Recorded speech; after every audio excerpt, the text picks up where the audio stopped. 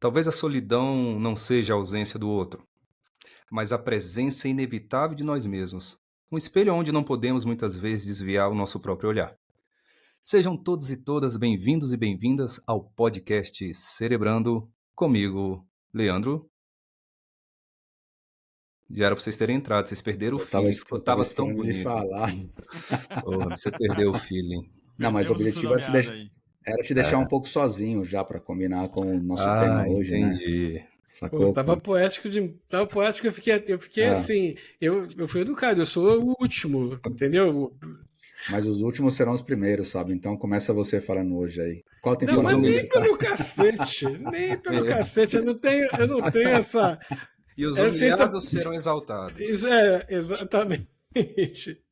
Boa, vamos lá então. Bem-vindos, fala aí, pessoal. Bem-vindos ao nosso podcast Cerebrando, temporada 4, episódio 5.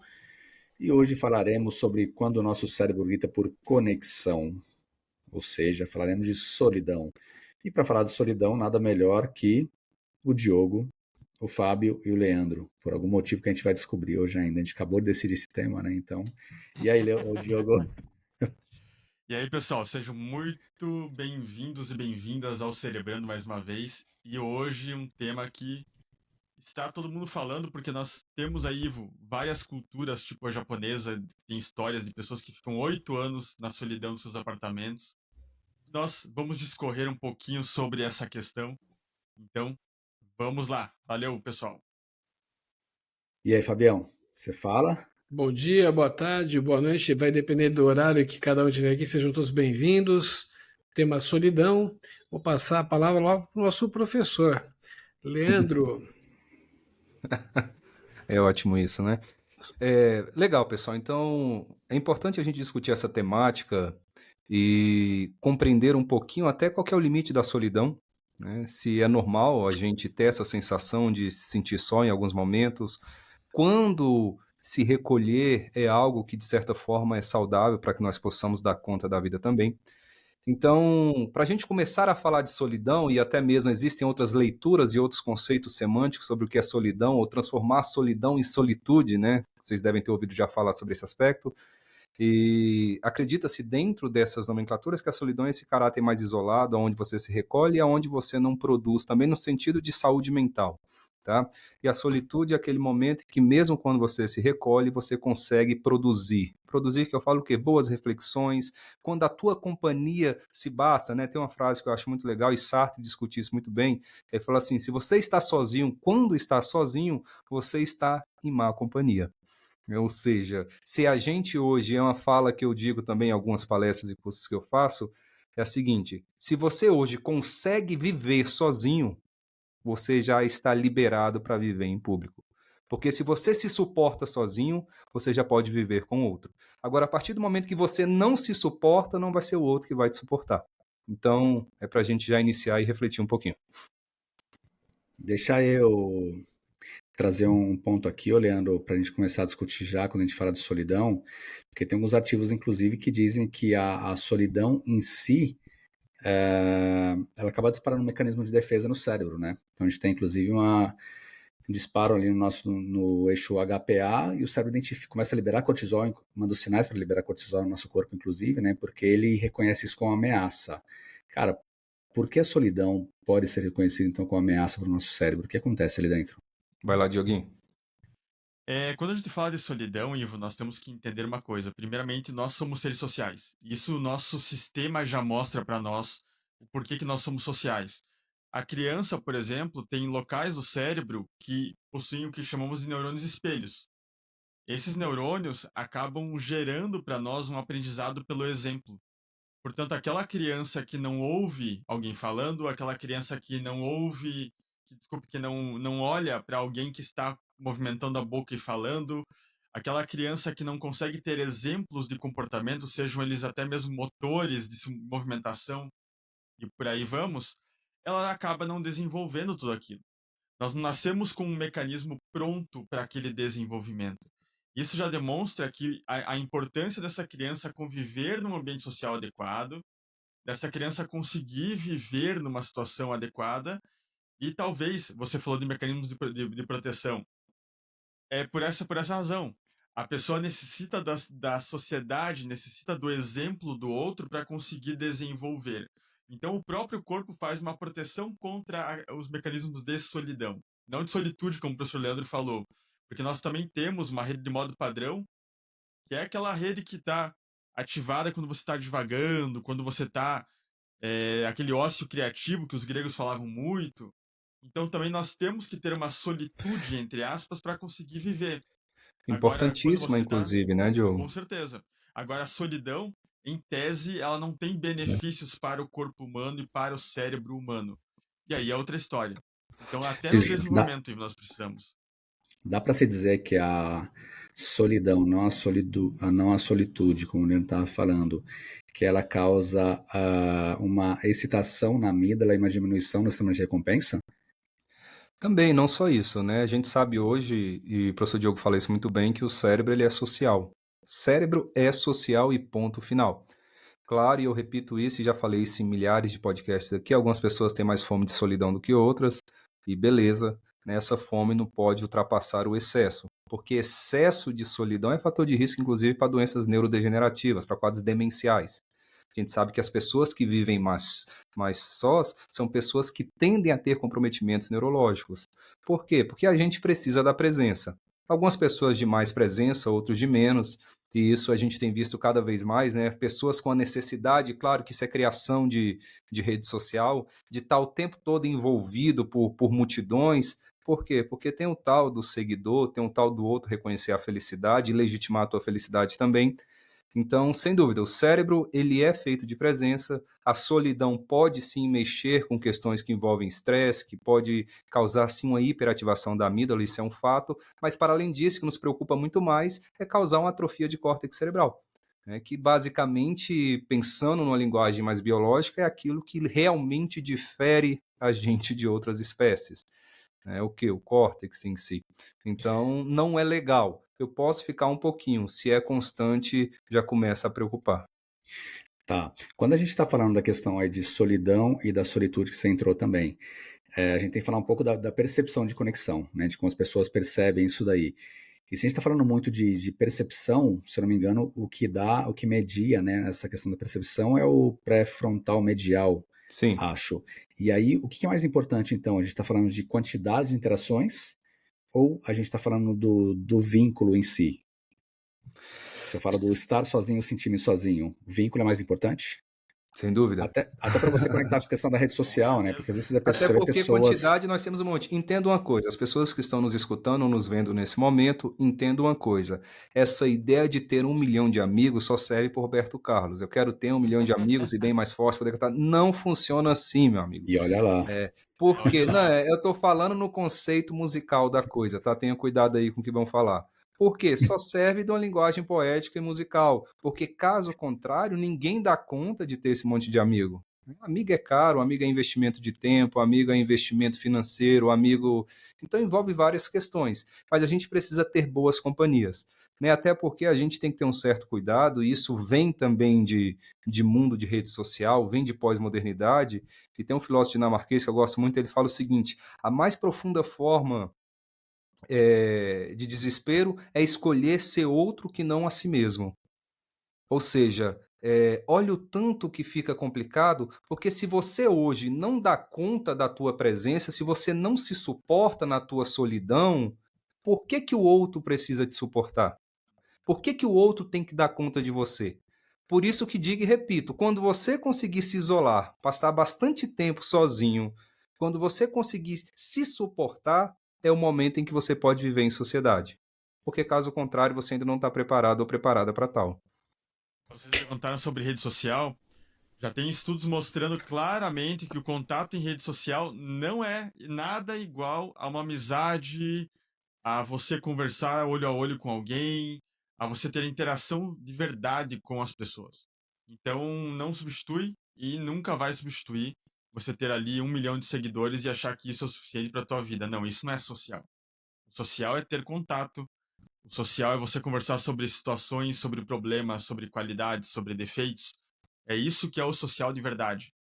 Por isso que até se você pegar os grandes CEOs de empresas da atualidade, eles falam o seguinte: que nós perdemos aquele coffee time nas empresas, que é quando você está naquela parada para o café e pergunta para o colega como está a família, como está a esposa, como está o esposo, como estão os filhos.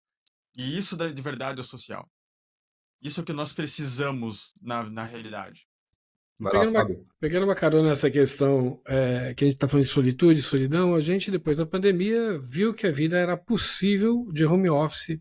Muitas empresas vão para o híbrido, outras pessoas optam e até negociam para ficar mais em casa, por qualidade de vida com a família. E os solteiros, ou as pessoas que de repente têm que morar numa outra cidade, acabam tendo que lidar com com esse isolamento social. Seja porque está numa cidade diferente, não conhece as pessoas, seja porque não curte tanta mídia social e mesmo porque não vai ter a mesma compensação.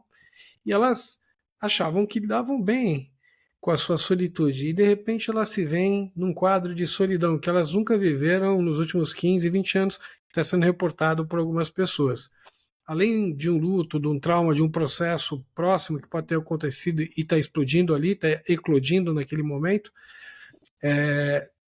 qual que seria a receita para essa pessoa? Porque ela já está profissionalmente nesse processo. Ela já está meio que isolada. Então, como é que funcionaria? Ela teria que voltar à base, ao arroz com feijão? Sim, sendo muito sincero e breve, fala também que eu arrumo briga algumas vezes nas redes sociais, claro, eticamente falando, e às vezes nem tão ético assim, mas normalmente a gente discute, se te adoece, você tem que mudar, porque onde tem adoecimento não tem cura. Isso tem que estar muito claro. A gente tem que parar de tentar buscar cura em ambientes que nos adoecem. Se essa rotina é adoecedora, se esse modelo te adoece, você vai precisar trocá-lo. Ah, não, mas aí eu tenho que ressignificar. Se está te adoecendo o contexto e o ambiente, você não consegue ressignificar o ambiente propriamente dito. Tá? Por quê? Porque depende de outras coisas que não dependem única e exclusivamente de você. Se for algumas coisas simples, associadas à estrutura física e outros fatores, beleza. Mas, infelizmente, a vida não é só isso. Então, a dica que eu dou é repense, mas a empresa agora não tem como mudar, vai ficar toda dessa forma, vai funcionar o tempo todo em home office, eu vou trabalhar o tempo todo assim. Então, você vai ficar doente o tempo todo, você vai ser vítima de medicação. E aí a escolha é tua também. O home office em específico, Fábio, tem estudos que mostram um lado positivo dele e um lado muito negativo. O lado positivo é que as pessoas tiveram mais tempo para cuidar de alimentação, para cuidar de coisas que elas não cuidavam antes. Só que eu penso que ninguém está mensurando a parte de saúde mental. Ainda estamos bem no começo da coisa. Porque com certeza a parte de saúde mental, e não é nenhum nem dois que estão reclamando para mim sobre isso, tem pesado. Porque você meio que acorda, já vai trabalhar, não veste uma roupa que gosta, tá sempre com aquele pijamão, às vezes trabalhando ali. Você não cria uma rotina tão adequada. Essa pessoa às vezes está dormindo Você mais não do que dormia dissocia antes. trabalho de casa, né, ô Diogo? Esse é um dos Exatamente. maiores problemas do home office. A gente não consegue dissociar o que que é o trabalho e o que que é a casa, porque o teu trabalho você trouxe para a tua casa. Antigamente a gente chegava do trabalho, chegava em casa, era outro ambiente. Eu lembro muito bem disso. Eu pequeno, meu pai e minha mãe chegavam em casa, acabou, não se tinha trabalho ali É. dentro. Agora tem. E quando não é no modelo home office, a gente tem outro modelo que é modelo WhatsApp, grupos de WhatsApp. Que é coisa mais terrível que grupo de WhatsApp. Quem criou o grupo de WhatsApp tinha que ser processado, inclusive. Cara, não tem nada mais terrível do que esse negócio, né? Tem, na verdade, tem aqueles grupos que a gente tem muitas vezes com os familiares que vão mandando aquelas mensagens de bom dia piscando, que não se dá o trabalho de escrever uma mensagem, fica só encaminhando. Cara, aquilo é terrível. Vamos ser sinceros. Não me mandem mensagens assim, eu agradeço. Ainda mais para quem dá aula, né? Então, para quem Pô, dá aula, cria esse tipo de coisa, fica uma Nossa, avalanche. é. E em termos da química, da bioquímica do cérebro, o que muda em termos de solitude e solidão? Não pegando a questão da amígdala, mas pegando a questão de dopamina uhum. os primos, as irmãs desse tipo de estímulo bioquímico. Deixa eu só complementar a pergunta do Fábio colocou também, que ela é de encontro com algo que era a minha dúvida. Você falou um pouco de doenças neurodegenerativas, né, com relação à solidão, quando ela começa a ficar em um estado mais crônico. Ok. Se a gente está falando muito de solidão, eu imagino que na prática a gente deve começar, além da questão da amígdala que o Fábio falou agora, que fica mais excitada por questões de estar sozinho o tempo todo, etc. Mas a gente deve ter uma alteração também ali no hipocampo, imagino eu, e também no frontal, porque se você não se comunica com ninguém, logo você não processa muita informação, as suas decisões tendem a ficar mais escassas, você começa a utilizar menos sua memória. E aí imagino eu também que isso vai provocar a alteração que o Fábio falou agora no sistema dopaminérgico, né?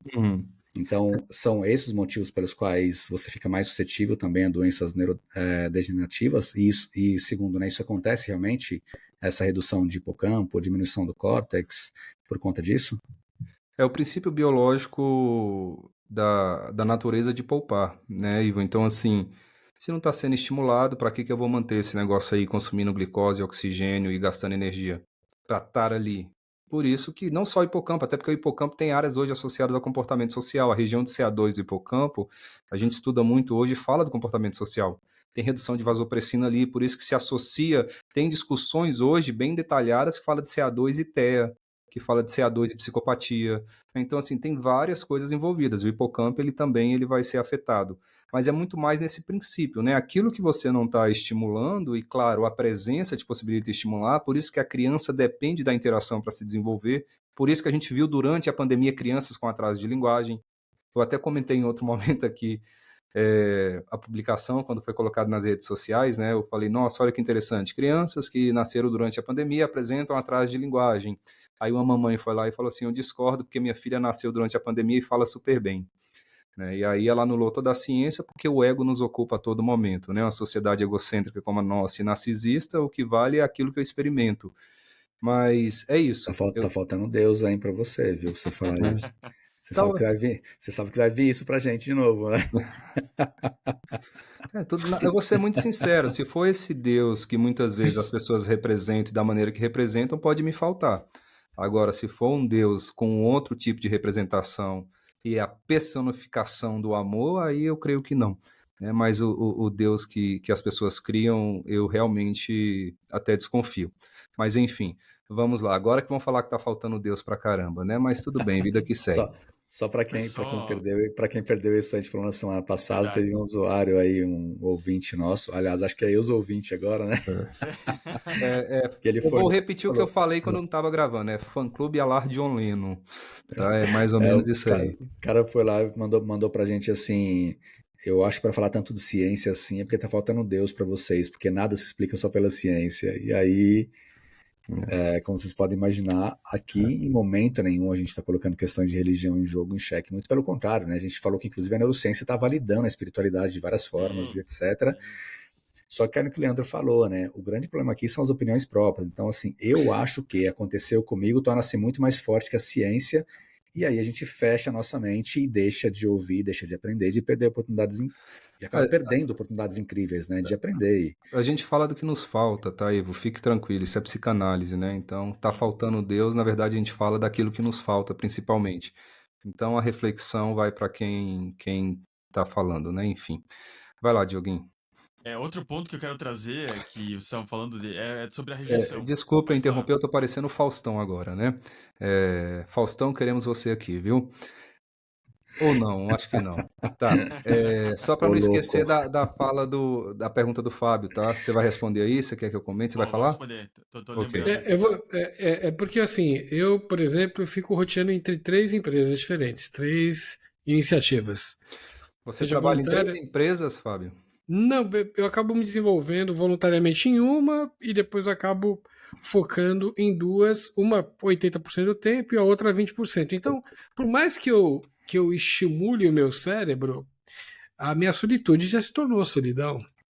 Perfeito, vamos falar sobre isso. E obviamente essa questão de você trabalhar no home office ou no coworking, e aí eu estou falando da gente interagir através de uma tela e não necessariamente estar na sua casa. Uhum. Você vai para o work da vida, você vai para um coworking perto da sua casa, porque você quer sair do ambiente de casa, não importa.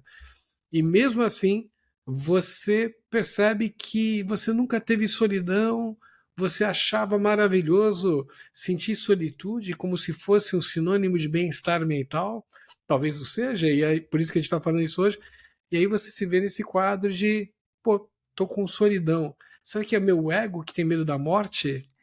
Jogando para você. Também, depois pro jogo. É só uma questão para o professor Diogo poder falar.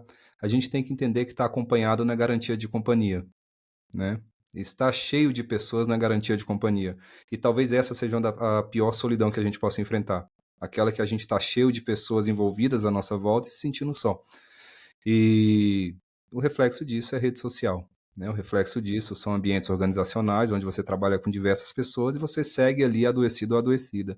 E claro, a outra questão que atravessa esse argumento que tu traz, Fábio, a gente pode discutir sobre isso, e tem um outro filósofo que eu gosto muito chamado Heidegger, ele vai falar sobre a fala que você me traz, que é falar sobre a solidão associada à consciência da nossa finitude.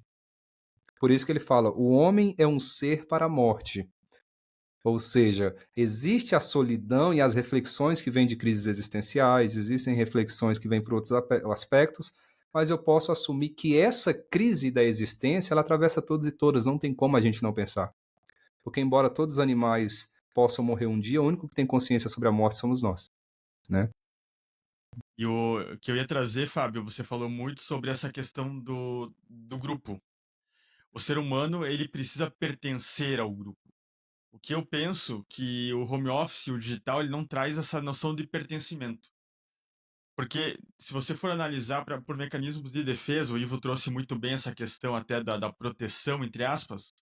Se nós seres humanos precisamos de grupos, você ficar sozinho é igual a não liberar tanta dopamina. É você não ter essa noção de até mesmo uma rejeição. Às vezes, inconscientemente, você começa a criar: ah, não, eu sou rejeitado nesse grupo. Isso nós não lidamos bem. Então, o social ele acaba sendo importante porque, para nós seres humanos, é importante pertencer a grupos.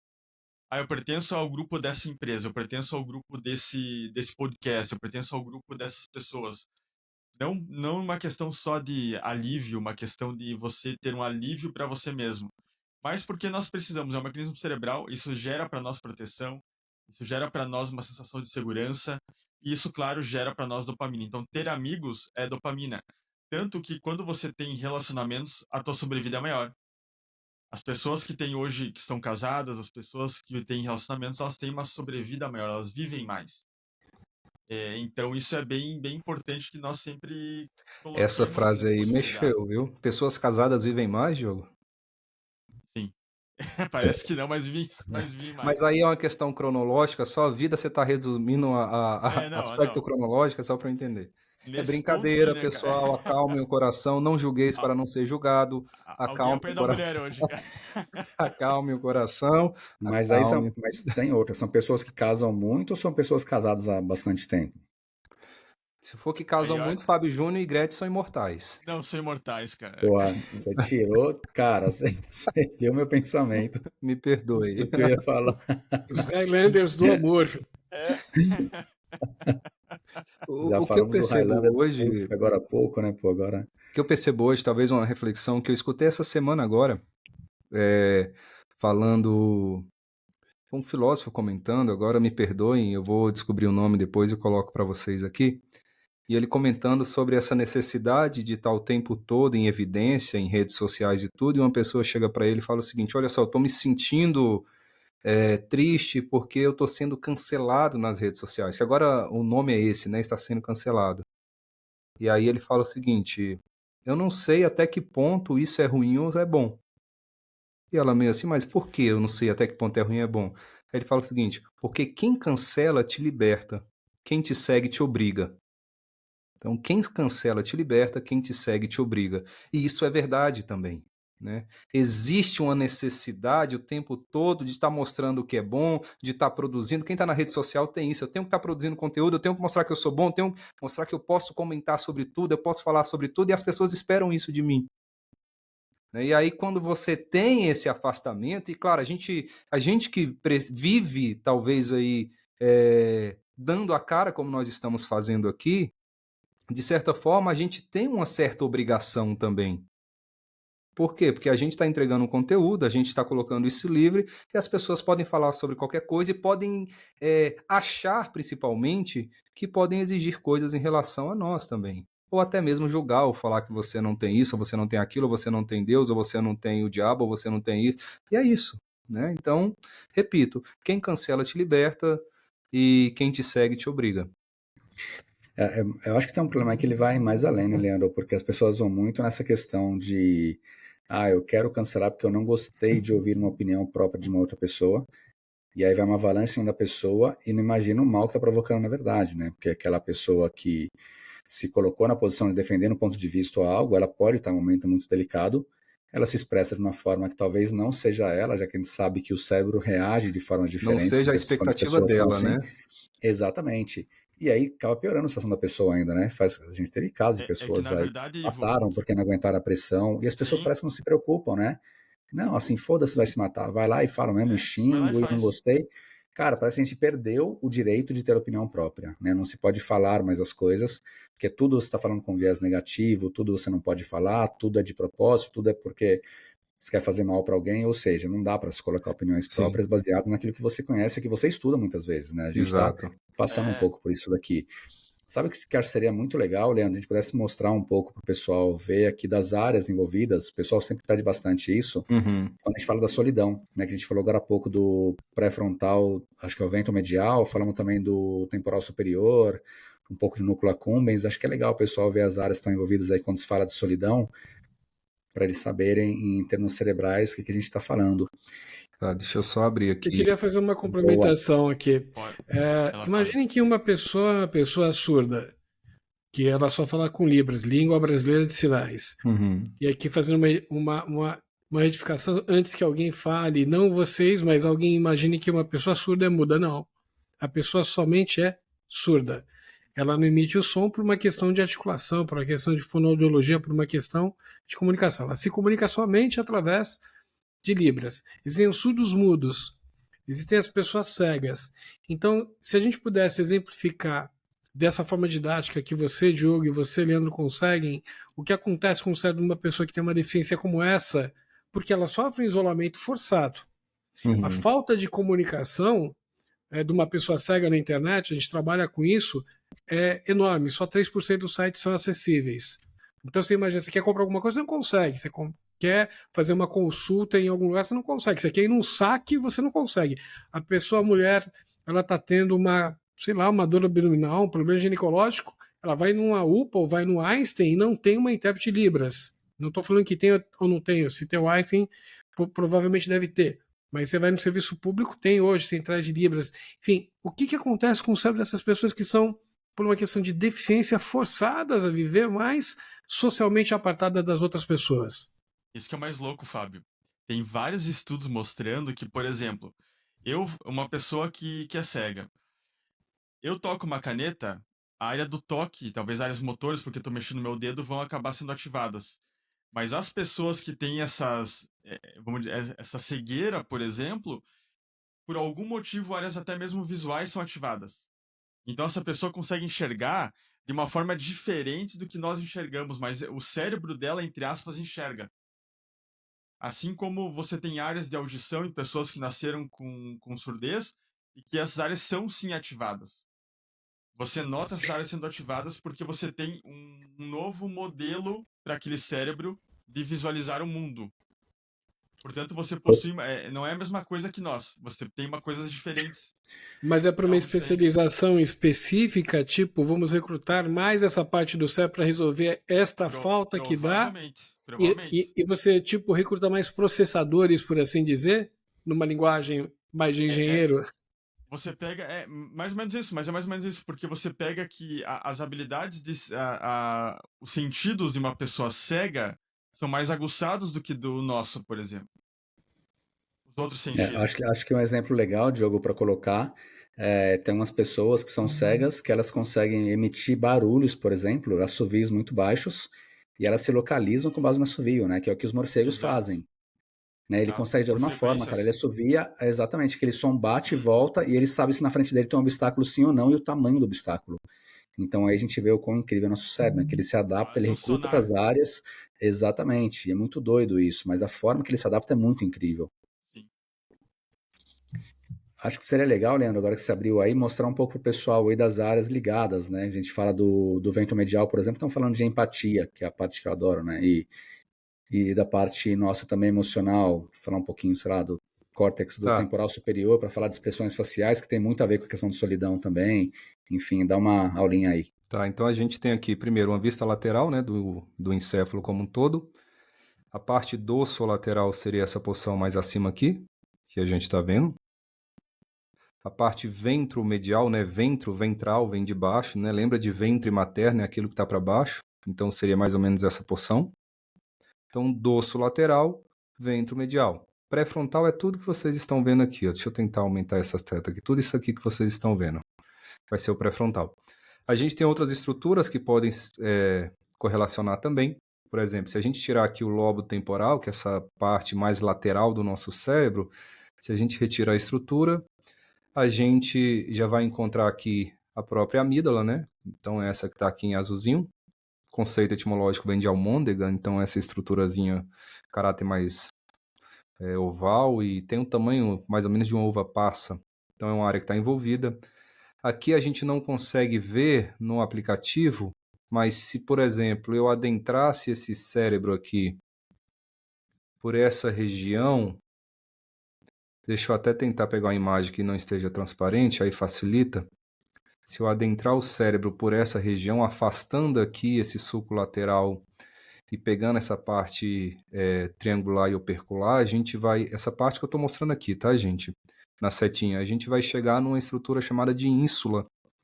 A ínsula também, no conceito etimológico, vem de ilha, né? Essa é uma estrutura que está mais ilhada, é como se o córtex cerebral houvesse crescido em cima dela. É considerado também um lobo, antes não era, agora já é considerado um lobo. Então é uma outra área que também vai estar envolvida quando a gente pensa nesse caráter de solidão em si. Deixa eu ver outra parte. O próprio estriado, a parte mais ventral, né, que é onde tem o núcleo accumbens, nós não conseguimos ver também nesse plano, porque são estruturas mais internas, mas ele tem algumas regiões aqui importantes. Aqui eu não consigo, se eu tirar ele tira demais, fica só o sistema límbico. Mas são áreas que participam. Agora, como que essas áreas elas vão participar? Só para vocês entenderem, né? Se a gente pensa, sei lá, primeiramente no pré-frontal em si, é o processamento de autorreflexão, de autorreferência. É um pensamento que está associado, inclusive, a julgamento social. É um pensamento que está associado a uma avaliação mais crítica, ao caráter subjetivo. A gente pode, inclusive, quando nós estamos falando não de solidão, mas na perspectiva da solitude, ou nessa autopercepção e talvez o ego psicanalítico, né? A gente pode resgatar aqui a porção mais posterior do córtex cingulado também. Então, são algumas estruturas que vão nos auxiliar para que nós possamos experimentar. Claro, gente, isso é só uma visão que nós trazemos pelo campo da biologia. Não é só biologia, mas também não é a biologia. Não é, por exemplo, não é só biologia, mas a biologia ela faz parte desse processo. É isso que eu queria dizer. Por quê? Porque tudo que a gente vê aqui, em algum momento, só se desenvolveu porque em algum momento houve cultura e houve sociedade. Se esse carinha que a gente vê aqui agora, se esse encéfalo que nós estamos vendo aqui nesse momento, ele fosse privado de interação, de contato com outros e outras, a primeira coisa que aconteceria era que ele não ia se desenvolver. Por que desenvolvemos a visão? Porque nós temos contato com estímulos luminosos.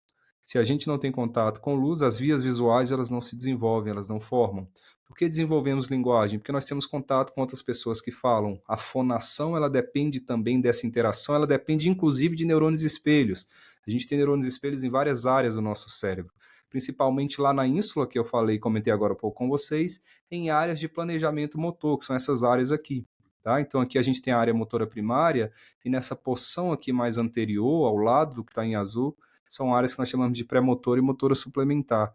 Mas por que eu tenho esse nome difícil? Por que eu tenho que ter esses neurônios espelhos em áreas motoras? Porque a aprendizagem ela é dada por repetição. Né? A criança aprende pela repetição. Tudo que nós fazemos, a criança vai lá e repete. A linguagem depende de repetição. Nós passamos 2 anos escutando, entendendo o aparato por trás. Quando a gente fala com a criança, vocês pegam, imaginem bebês recém-nascidos, ou com 1, 2, 3, 4, 5 meses, você está falando, ele está ali olhando, escutando. Infelizmente, quando a gente cresce, a gente vira adulto, a gente perde essa habilidade de olhar para as pessoas e escutá-las. A gente tem que ficar competindo com as telas, principalmente, né? Mas, enquanto criança, nós temos essa sabedoria também. E lembrem que essas regiões são interconectadas. Exato. Portanto, no momento em que você está ativando uma, talvez você esteja inibindo a outra região, você esteja ativando outra região, e aí o encéfalo, o cérebro, no geral, ele desenvolve como um todo. Por isso que não é uma mera fala, igual o professor Leandro citou para nós. Não é um mero caminhar, uma mera habilidade motora. No momento em que você coloca uma criança para fazer balé, ou para escutar uma música, ou para desenvolver um instrumento musical, ela vai desenvolver múltiplas atividades ao mesmo tempo, porque ela tem que aguçar a audição, ela tem que interpretar uma frequência desse instrumento ou dessa música. Isso gera para ela questões emotivas também. Às vezes o Fábio ouve uma música, ele lembra da infância dele. O Ivo ouve uma música, lembra dos amigos, de uma festa que ele foi, por exemplo. Então nós trazemos uma lembrança, uma emoção para tudo que nós fazemos também. E é por isso que aquele aspecto positivo, você incentivar aquela pessoa a desenvolver, você criar um bom ambiente dentro de sala de aula, você dar significado para as coisas, isso tudo trará para ela uma questão que não é a solidão. Ela vai se sentir pertencente àquele momento e ela vai conseguir então desenvolver aquela habilidade de uma forma muito melhor. É por isso que eu sou muito a favor que as crianças entrem nas escolas, que elas participem das atividades em conjunto, que há todo esse ambiente social criado para elas, sem dúvida alguma, é muito benéfico. Eu falo isso mais por conta de algum pai ou de algum gestor público ou pessoa de escola, porque invariavelmente pessoas com deficiência elas sofrem uma limitação muito grande por mobilidade física. Então o transporte público não é acessível. É que eu poderia ficar horas falando sobre isso, porque eu trabalho com isso, mas obviamente vai ter essa falta de socialização e outras coisas, né? E, obviamente, a questão de dopamina, serotonina e ocitocina nessas pessoas vão estar diminuídas. E o aprendizado ao longo da infância e da adolescência também vai estar limitado. Então, muitas vezes, as empresas falam assim: não existem pessoas com deficiência, existem. 12% da população mundial tem algum tipo de deficiência. Para não falar deficiências múltiplas, né? E para não falar que todas as pessoas que estão nos ouvindo vão ter mais de 60 anos e vão enxergar menos, ouvir menos e ter uma motricidade deteriorada e uma parte cognitiva. Então, olhar para isso de uma forma muito mais realista, como política pública ou como longevidade de força de trabalho, é imprescindível. Perfeito. Então, eu brinco que olhar para a pessoa com deficiência é olhar para a humanidade, porque eles são o elo mais evidente do que pode acontecer e do quanto a gente vai ser impactado. Se não pela idade, na pior das hipóteses. Se não por uma fatalidade, uma doença, Sim. seja lá o que for. Isso é acessível, Fábio, não é luxo. É algo necessário, ponto final. Não tem o que questionar com relação a isso. Deixa eu colocar duas perguntas. Uma que o Fábio falou com relação à citocina, mas antes dessa, uma outra mais interessante. A gente sabe que o Fábio... Ou seja, a do Fábio é um pouco desinteressante. Não, é que a primeira é mais interessante. Eu preciso interpretar, assim, eu trabalho dando significado. Pensa comigo, o Fábio é um cara que ele vive apaixonado, né? Ele se apaixona e etc. E o Fábio, ele gosta de aquelas músicas que deixam ele, sabe, aquela sofrência danada, aquela coisa assim. Cara, por que existe a tendência forte das pessoas quando estão se sentindo solidárias ir lá e dar o play numa música que vai piorar a situação dela, cara, que vai fazer o cérebro recorrer àquelas nostalgias que só vai ferrar mais aquele momento. O Fábio depois para explicar por que ele faz isso, mas vamos ouvir pela neurociência, né? Porque existe a tendência a já tá mal e quer ir lá buscar um negócio que vai fazer ela sofrer mais ainda. Depois me explica isso, porque eu não entendi. Por trás disso, cara? Mais uma vez. Ivo. É o Ivo falando dele, né? O Ivo tá falando dele. É simples, né?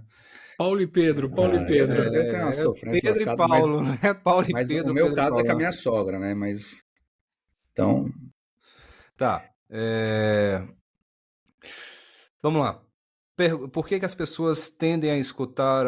Claro, isso não são todos e todas, mas normalmente quando a gente está triste, a gente tende a fazer isso. Vale lembrar que o conceito de nostalgia é um conceito que foi criado a primeira vez por um médico, né? E diz respeito sobre a volta da dor, se a gente pensa no conceito etimológico em si. Por que algumas pessoas elas tendem a ir para esse local, Ivo? Porque tem um caráter muito grande aí de conexão, de pertencimento, tá? A gente tende a escutar essas músicas, por quê? Porque a gente se identifica, é um processo de identificação. E eu sempre digo, e já repeti isso algumas vezes, que a dor, quando ela é partilhada, ela tende a doer menos.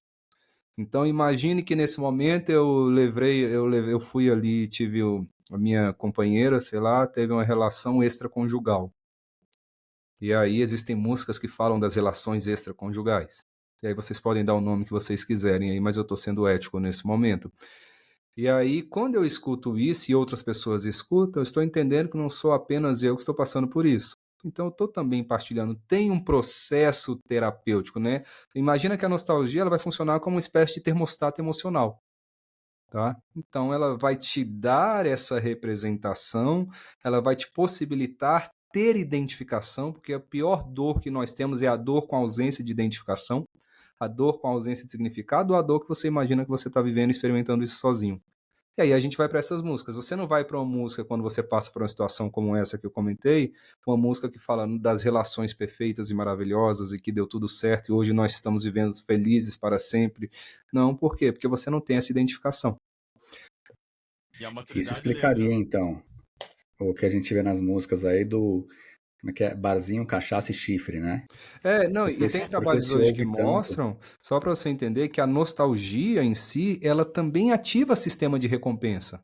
sim, Claro, porque se você vai atenuar a dor, a nostalgia, inclusive tem trabalho com ressonância magnética, ressonância funcional, que você vê ali. Pessoas que passam por momentos nostálgicos, eles ativam ali circuitos dopaminérgicos. Ou seja, você vai ter prazer envolvido naquele momento. E aí você atenua. Pode falar, Diogo. e perceba o seguinte, Ivo, uma pessoa que, por exemplo, vai mal no relacionamento, como exemplo, qual é a tendência dela com amigos e amigas? Arranjar pessoas ao lado delas que também têm esses problemas.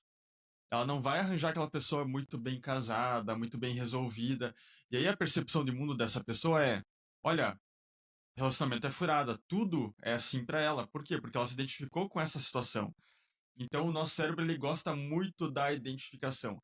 E a maturidade, uma pessoa bem desenvolvida, é aquela pessoa que consegue sair talvez disso. Ela vive aquele luto entre aspas por um período, mas ela começa a entender que olha, não é bem assim, a vida não é só isso. Tava até falando em off com vocês sobre tenistas, e eles fizeram uma pesquisa do que, o que diferenciava Nadal, Djokovic e Federer de outros tenistas se, dentro daquele escopo dos 100 melhores, do 100, do top 100, tecnicamente não era tão diferente assim. Mas o detalhe foi, eles tinham a capacidade de esquecer a perda do ponto mais rapidamente que os outros tenistas. Enquanto os Olha outros só. estavam ruminando aquele ponto perdido, eles não. Já Vida que segue. desconectou. Vida que Perfeito. segue, né? Então, eu acho que esse é o grande ponto. É, Mas o que o Leandro o falou é Nietzsche vai perfeito. falar sobre isso, né? O Nietzsche fala que o homem doentio é aquele que não consegue esquecer, É. né? E Então, outra coisa que a gente fala, Leandro, esquecer. é cuidado com as pessoas fracas, porque elas vão te derrubar. Ah, faz isso demais. Faz. E Cuidado com como as pessoas faz? fracas. E Elas elas vão te têm muito derrubar. mais habilidade para te puxar para baixo do que você tem, né? Então elas Exatamente. vão ganhar, em algum momento Exatamente. elas vão ganhar. E Elas claro, vão e a ganhar. nostalgia te coloca em outra questão, né? Porque assim, se a gente pega até pelo campo, mais uma vez, da reflexão filosófica por trás, e isso se explica biologicamente, mais uma vez, o Kinker ele vai falar o seguinte, que a repetição basicamente é a recordação para a gente seguir adiante, para a gente ir para frente, para a gente conseguir dar conta da vida. Por quê? Porque é o processo para você conseguir significar. Claro, não é a repetição patológica, porque a repetição da emoção, você faz sintoma, porque a emoção, característica da emoção é o quê? É ter prazo de validade. Emoções que não têm prazo de validade nos faz adoecer. E é o que nós precisamos fazer? Experimentamos, legal, é isso, vida que segue. Ah, sentir a tristeza, é isso, vamos embora. Sentir a felicidade, é isso, vamos embora. Daqui a pouco ela vem de novo e vida que segue, né? E a Daqui a terapia pouco faz eu isso, né, Leandro? A terapia daqui a Exato. faz pouco, bem isso, né? daqui a pouco eu vou Fala, Leandro. falar que os tenistas não são nostálgicos, gente. A gente tem que tomar cuidado. Ou É. vão falar assim pra gente, ó, não seja nostálgico, você tem que ser que nem o Joko, entendeu? Ah, Esquecer o passado de 5 minutos. Aí a sua esposa, a sua companheira, ela vai bater em você quando você chegar em casa. vocês não perceberam, a gente está em um momento muito alô, alô, Gustavo Lima e Maiara Maraíza. Descobrimos o segredo das músicas de vocês agora, cara. E se quiserem O que que tá participar por trás? justificando, a gente fala também, né? E a gente É fala. lógico, é isso, cara. É engraçado. O Leandro falou de Nietzsche, agora eu lembrei, tem uma frase de Jung também que é muito legal, que é mais ou menos assim: o mundo vai te perguntar quem você é, e se você não souber a resposta, ele vai te dizer o que é isso. Tem muito a ver com o que você estava falando agora com relação aos companheiros que você tem também, né? Tipo, e aí, quem Exatamente. é você de verdade, né? Por que você tá assim? Aquela parte da ocitocina que eu falei que ia perguntar, é que indo para a parte que eu gosto muito, né, que são os estudos lá de meditação e de compaixão, eu sei que quando a gente fala da solidão também, existem estudos hoje que evidenciam que a prática da meditação compassiva, não é só da meditação com a meditação compassiva, ela aumenta muito a atividade do nosso pré-frontal medial, principalmente. Né? E aí, quando isso acontece, a gente sabe também que aumenta ali a conectividade entre a amígdala e o pré-frontal. Isso acaba fazendo que a pessoa tenha, inclusive, mais liberação de ocitocina no corpo dela. E por que trazendo isso daqui agora? Que a gente fala muito de solidão. E é muito comum, principalmente em regiões ali no norte do Tibete, você encontrar monges que entram naquelas casinhas de 2x2, de 3x3, e eles ficam por anos ali dentro. Eles abrem a portinha para pegar comida uma vez por dia e ficam ali no escuro meditando. E quando eles saem anos depois, tem estudos que mostram também já que eles saem com uma saúde mental muito boa, ainda assim. E o que ele pratica lá dentro é só meditação compassiva. Então, como que a gente consegue explicar, cara, isso de você... Uma que é muito treinamento mental para você ficar, cara, 3, 4, 5 anos em um cômodo de 3x3 no escuro e sair com uma saúde mental positiva. Cara, você tem que estar muito afiado com relação ao tipo de meditação e ao seu treinamento. Mas acho que a parte mais interessante aqui é essa, né, da meditação compassiva permitir que a gente tenha esse aumento entre esse trecho do pré-frontal com a amígdala, e isso aí acaba fortalecendo esse caminho, fazendo que você tenha mais liberação de ocitocina, e assim você não consegue, ou de alguma forma o cérebro não entra nesse estado crônico de solidão. Vocês já viram algum estudo sobre isso? Porque é um desafio, né, cara? Você falar de alguém que consegue ficar tanto tempo assim, ou mesmo de falar de pessoas que não ficam assim, mas que praticam a meditação compassiva e que por isso não entram nesse estado de solidão e tem uma liberação de ocitocina muito maior que a média das pessoas. É que aí você deu o motivo compassivo, Ivo. Isso é o significado que a pessoa dá para essa atitude. Uma solidão não tem significado, uma solidão ela acontece. A pessoa não tá ali, ela é só. E você falou bem da ocitocina, para quem não sabe, a ocitocina é responsável, por exemplo, pelo instinto materno. Ela dá aquele boom quando a pessoa vira mãe, quando a mulher vira mãe. Mas houve um mito sobre ela que ela virou o bambambam dos hormônios, né? Que nós temos que ter ocitocina. O hormônio Mas da muito cuidado. fidelidade, né? Exatamente, mas muito cuidado, porque falar, a ocitocina é o do amor. Cuidado, porque o que acontece com a ocitocina, eles mostraram o seguinte, em macaquinhos e macaquinhas, quando tinha esse pico de ocitocina, a mãe ela tinha uma ligação extrema com o filhote, mas ela esquecia do resto.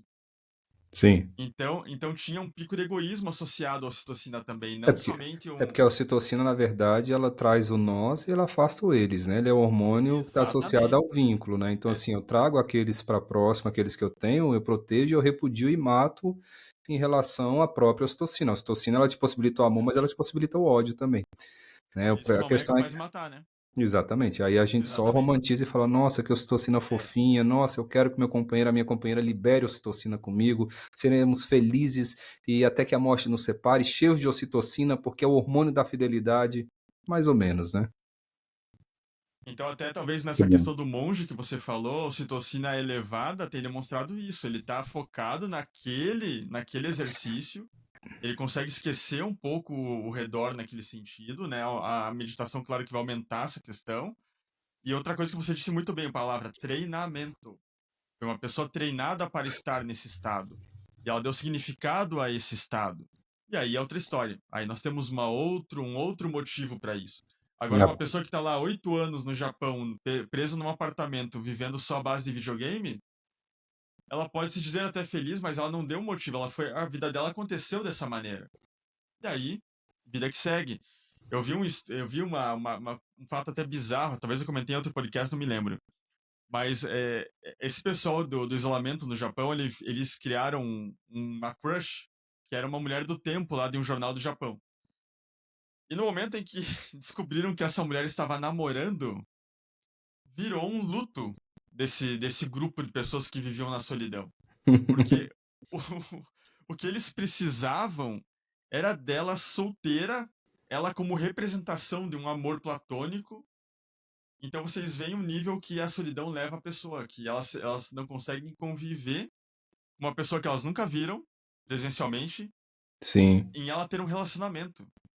Então é sério, é uma coisa muito séria. Na Ásia, eu vi uma reportagem que é muito comum você, na hora do almoço, ligar um aplicativo que não é um aplicativo de namoro, mas é um aplicativo para você não comer sozinho. Para você. É verdade, a pessoa liga o aplicativo, a outra pessoa do outro lado, eles sincronizam, ou em outro país, ou no mesmo, que eles fazem refeições juntos. Me assusta, Fábio. Desculpe, me Não, assusta. Eu não é me muito assusto mais diferente. É não, na cara. Ásia, é Não, na é Ásia. porque cai naquilo que a gente falou. Se eu não estou suportando a minha própria companhia, por que que o outro vai ter que me suportar? Né? Pô, se eu não posso nem no momento de uma refeição, e é interessante essa tua colocação, embora me assuste bastante, mas é um pouco disso mesmo. A solidão, quando ela vem na ideia da busca do autêntico, da busca do que é de uma questão maior, tá tudo bem. E a gente precisa, não entenda que a gente tenha que viver 24 horas por dia em torno dos holofotes, não é isso. Né? A gente tem que ser realista com aquilo que nós somos. É o princípio de Nietzsche, mais uma vez. Torna-te quem tu és. Acabou, torna quem tu és. Ou faz o contrário ali, ou o pleonasmo filosófico que fundamenta a filosofia do Ocidente, né? Conheça a ti mesmo, ou então conheça-te a ti mesmo, coloca um pleonasmo no meio. Ou dentro da linguagem, para não falar que a gente está sem Deus, conheça a verdade vos libertará. Ou seja, é pelo conhecimento. A solidão ausente de conhecimento, ela vai ser patológica, ela vai ser doentio. A gente precisa conhecer, saber onde nós estamos, por que estamos aqui, o que fazemos nesse lugar, e temos que aprender a suportar nós mesmos. Enquanto a gente não aprender isso, a gente não vai dar conta das relações e tampouco as pessoas vão dar conta de lidar conosco também. Pegando um paralelo, desculpa, Ivo, pegando um paralelo do Bora. Ivo, que falou da questão lá dos monges, tem pessoas também muito ligadas à fé católica, evangélica e outras aqui no Brasil, que desenvolvem um processo muito forte de crença, de fé, obviamente, e que também desenvolve essa característica de não se sentirem sós. Muito me lembra um pouco a explicação que você, Diogo, deu há pouco para responder o Ivo. Isso faz sentido ou não Sim. faz? Mas por quê? Porque por trás da tradição cristã, né, em si, a mística por trás disso, a solidão é uma forma de purificação da alma. Né? Inclusive, Santo Agostinho vai falar sobre isso. Deus sussurra na solidão.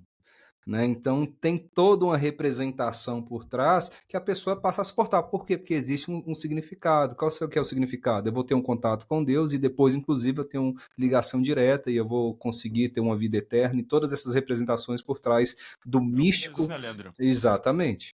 E ao monge para rezar Santo Agostinho sozinho. tem uma frase que o Leandro falou que é bem legal, que é Senhor, faz que eu me conheça para que eu te conheça, que tem muito a ver com isso também. Perfeito. Isso aí. Boa. De colocar um outro ponto que eu queria discutir também aqui pra gente agora, acho que para começar já ir aí pro final pra gente não extrapolar igual a última, que a gente começa a falar, pô, daqui a pouco começa a estar na quinta série, a gente vai embora aqui, Ele né? vai 1h30 responder de pergunta novo. hoje, não? Adoro responder pergunta. Não, hoje não vamos responder, não, vamos deixar pra próxima, cara. Só um, Ivo. Poxa, não faz isso, Não, não. vamos pegar, esperar na próxima que a gente pode colocar como é que fala, fixar algumas em cima pra galera ver o que tá vindo de mensagem pra gente aqui.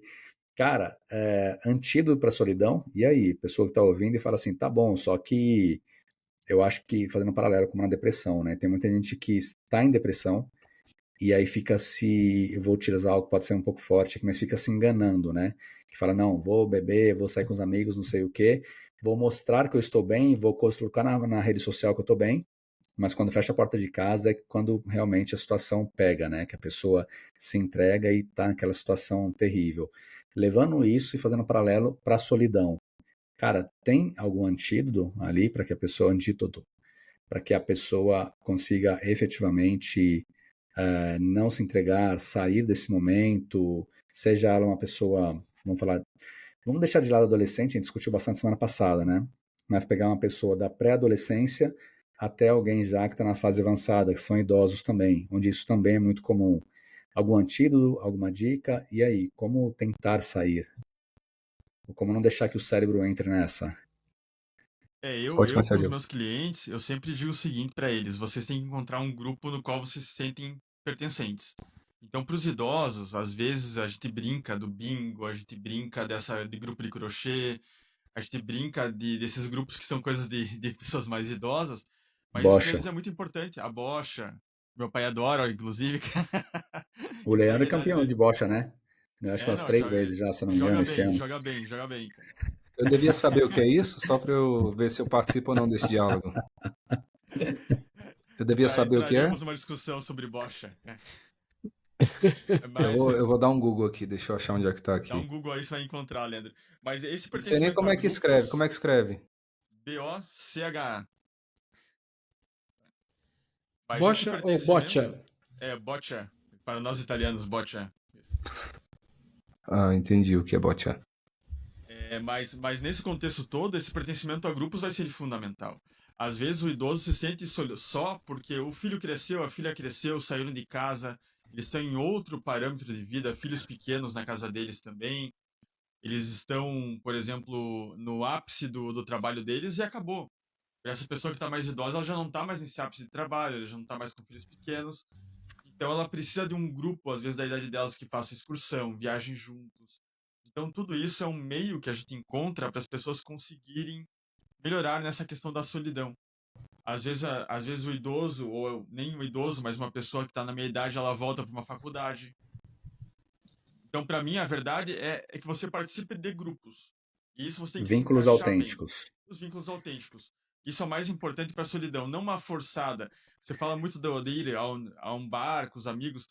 A pessoa às vezes não tem nem mais hábito, e isso é muito bom, não tem mais hábito de bebida, não gosta mais de ambiente barulhento, não se sente bem em ambientes que não pode conversar com música alta, e ela se força a ir àquilo.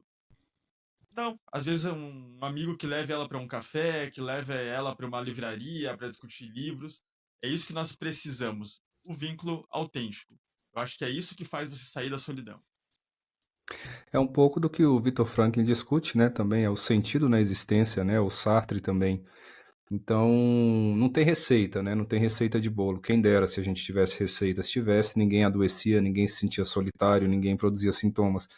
Mas é entender que aquilo que eu estou fazendo precisa ser carregado de sentido. Não importa. Parem de criar essa necessidade de ter uma vida genial, essa necessidade de ter uma vida hollywoodiana, essa necessidade de ter uma vida cheia de plateia, porque isso é uma das coisas que mais nos adoece. Então, é entender mais uma vez aquilo que a gente comenta sempre. Dá sentido para a tua existência, dá sentido para aquilo que você está fazendo, da maneira que você está fazendo, para não cair naquilo que nós conversamos um pouquinho. Eu já não me recordo se foi antes de gravar ou se foi depois, né? Mas a gente já debateu um pouquinho e retorna a pergunta para o Diogo. Diogo, você está na UTI, você trabalha constantemente dentro de uma UTI médica. Sim. Quantos médicos perguntam para você, quantos pacientes em fase terminal pedem para você deixá-los vivos mais alguns dias para poder comprar um carro, uma casa ou trocar de roupa? Nenhum. Nunca encontrou isso? Nunca. A Não, gente jamais. não vê. Algum paciente chegou um dia e falou: eu preciso ficar vivo porque eu preciso trocar meu relógio, eu sempre desejei um Rolex, eu preciso mais de uma semana para comprar um Rolex. Não. Não. Agora, o que as pessoas pedem toda vez? Eu preciso ficar vivo, eu preciso passar mais pelo menos um mês ou um dia vivo para que eu possa abraçar minha esposa, para que eu possa pedir perdão para o meu Perdoar irmão, alguém. para que eu possa abraçar meu filho, para que eu possa conversar com pessoas com as quais eu devia ter conversado e não conversei. Ou seja, quando nós trazemos os verdadeiros propósitos, a gente consegue, inclusive, lidar com a nossa própria companhia. O problema é que a gente segue esperando grandes palcos e grandes espetáculos e a vida não é isso. A vida ela é muito mais simples. Por isso que eu digo, o que fazer para lidar com a solidão? É tornar a tua companhia agradável. Essa é a primeira questão. Torne a tua companhia agradável. Quando a tua companhia for agradável, quando você puder estar na tua casa num sábado à noite, sozinho, e não estar se remoendo ou sofrendo, mas eu estou bem, estou tomando meu vinho aqui, estou lendo um livro, estou sozinho, estou bem. Quando eu posso fazer isso, quando eu posso numa sexta-feira, quando todo mundo vai para o happy hour e vão todo mundo se embriagar, eu posso chegar em casa e falar, hoje eu vou ficar em casa, porque hoje eu estou a fim de ficar comigo, eu quero assistir um filme, eu quero ler algo, eu quero escrever alguma coisa. Ou seja, quando isso começar a acontecer, você vai entender que até esse momento ele vai ter muito mais significado. Então, reconhecer a solidão como parte da condição humana é um processo necessário e, para além disso, tornar a tua companhia agradável para você mesmo. E pode parecer um pleonasmo. Boa. Bom, gente, super bem colocado. Chegamos aqui em 1 hora, daqui a 25 segundos de podcast. Gravados. gravados. Prazer enorme estar aqui com vocês, conversando de novo, estar aprendendo com vocês aqui. Sempre uma puta aula. Não pode falar isso, né? Mas sempre uma job aula. Incrível. Também não pode? Job não. Job Não. tá proibido. Você Tá. colocar job com determinado gênero, você tem problemas. Beleza, Eu então tô muito essa perdido nessas. aula Eu acho que eu não tô incrível de fazendo parte vocês da aqui. modinha mais não, porque vocês estão falando coisas que eu tô viajando muito, cara. Porra. Mas voltando, só uma última pergunta para todos, e inclusive para você, Ivo. Não, Às para mim não, eu vezes. só vou encerrar, cara. Eu não Tá respondo bom. nada aqui. Tá bom. Mas essa questão de solidão para a pessoa idosa é muito louca, né? Porque tem pessoas que preferem ficar com a família prefere ficar com elas. E pessoas que se percebem, e eu tive esse relato essa semana até, da minha noiva, que falou o seguinte: ah, o seu fulano, o pai da menina XYZ, ele foi pediu para ir numa casa de repouso. E ele tem 92 anos. Uhum. Bom, ele foi na casa de repouso e falou: vou fazer um teste, fica aqui 4 dias. E a filha falou: não, ele vai voltar. Ele está acostumado com a gente, só que ele só vivia no quarto. Era do quarto para a refeição, depois voltava para o quarto. E ele está vivo. Ele está vivo. Se é que vocês me entendem, ele tem desejos, ele tem vontade de viver. Ele foi quando ele percebeu que nesse local haviam mulheres que gostavam de dançar, homens da faixa etária dele gostavam de conversar. Ele falou para minha filha, eu gostei de lá. Nessa semana agora passada ele falou: minha filha, eu quero morar lá. E literalmente é propósito, fazer parte de algo, interagir de uma maneira 24/7, ou pelo menos 8/5, não sei quanto tempo ele dorme, fica acordado, mas foi incrível, porque eu já vi e vivenciei histórias assim, extremas. E que, tipo assim, eu com meu pai, eu falei: não, nunca vou deixar. Eu visitei várias casas de repouso. Meu pai também era completamente antipático a essa ideia. E já na casa desse senhor, ele ficou completamente assim. Falou: eu quero isso para minha vida, eu vou ser feliz lá, filha. E a filha desesperada, chorando, né? E aí é o egocentrismo da gente, de não querer abrir mão, né, daquele amor que não é da mãe, mas é do pai. Então, em termos de ser incondicional ou não, aqui cada um faça a sua leitura, né, de incondicional. Mas, no fundo, assim, isso tem a ver também com esse propósito e sair de uma solidão aos 92 anos. Ô, Fabião, eu preciso cortar antes do Leandro e do Diogo falar agora. Isso foi muito legal o que você falou. Mas eu queria saber por que você falou que é para você também, Ivo? Vamos falar de idosos. Eu meio que não entendi muito bem essa colocação sua. Nem sei porque eu falei, Ivo. Algum tá, lapso. Não, beleza. Não, é Vou porque fazer a gente igual o falou. Leandro, vou pintar A a gente barba falou. ficar preta, para essas Não, graças de idoso, não sei o que aí. é porque a gente tava. Acho que é porque eu fui autorreferente com relação ao meu pai. Tá. E eu tinha dividido alguma coisa com você, mas me falta a cognição para lembrar do que era. Beleza, tá fechado. Boa, você quer comentar algo, Diogo, você ou Leandro, para poder fazer o encerramento? Siga em paz, Ivo. Porra. Obrigado para vocês que ouviram o podcast Celebrando. Esse foi o nosso último episódio. Vocês começam a quinta série aí, não dá, cara. Eu vou sair porque tô para isso, mas não, minha idade não permite. Gente, obrigado para vocês que ouviram a gente. Esse foi o nosso Celebrando, temporada 4, episódio 5. Hoje participaram com a gente aqui o nosso tricampeão de bocha, Dr. Leandro Oliveira. Obrigado. O Fabião e o Dr. Diogo também.